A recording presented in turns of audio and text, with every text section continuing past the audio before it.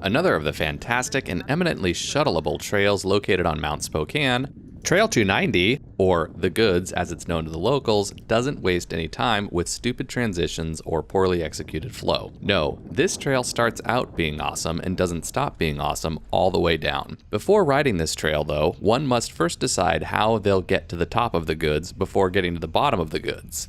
For shuttlers, it's just a drive up the same road that leads to the top of Mount Spokane, driving past this DNR gate and turning right upon encountering this intersection. Park in the big gravel lot. The trail begins across the road from the parking area. It's also possible to climb to the top of 122. Just start here at the bottom and climb up Trail 120, and upon arriving at this intersection, take a left and continue up Trail 121. It's a decently steep climb that nets 1,600 feet of climbing in a little under 3.5 miles, so you'll feel like you earned it. Seriously, I won't judge you if you shuttle this trail. The first thing you'll notice about this trail from the very beginning is that this is awesome. Oh.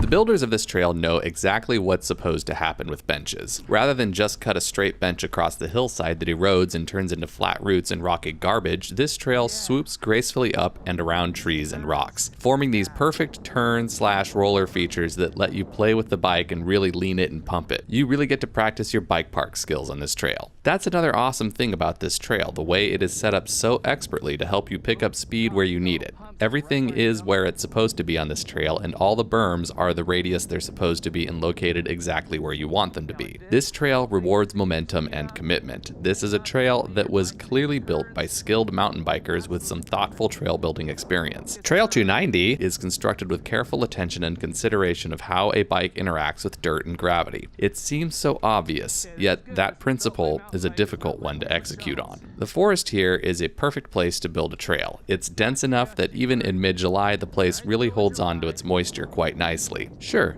there are dusty sections like any trail in the summer, but because this trail is so well built, it doesn't form the same kind of brake bumps and needless chunder that other trails form because it doesn't force riders to slam on the brakes for poorly executed features. Transitions are well executed, and it shows in the sustainability of the trail surface. Proceeding down the hill, little kickers and opportunities for jibs start to show up off the side of the trail.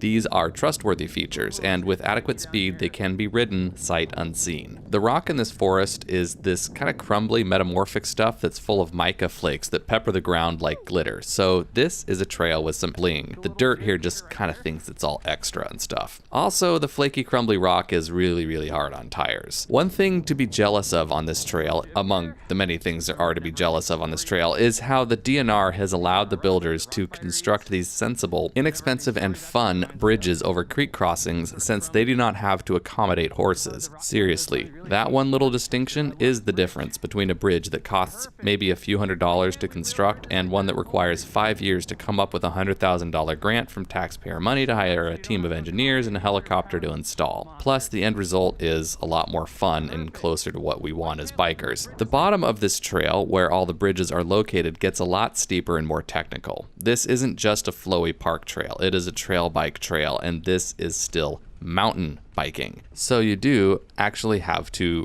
ride your bike on this trail. That's what makes it so much fun. Personally, I wouldn't recommend riding a downhill bike on this trail, even though that shuttle road is a nicely paved road all the way to the top. It would just get a little bit numb with a super long travel bike. I think you need a nice trail bike that you can throw around to really appreciate the texture of this trail. Trail 290 exemplifies the kind of sustainable perfection that happens when Evergreen Mountain Bike Alliance is involved in the building of a trail. Like every Evergreen project, this is an expertly built, thoughtfully designed extravaganza of gnarly goodness and stoke from top to bottom. You need to go to Spokane and you need to ride this trail. Now, get out there and go ride your bike.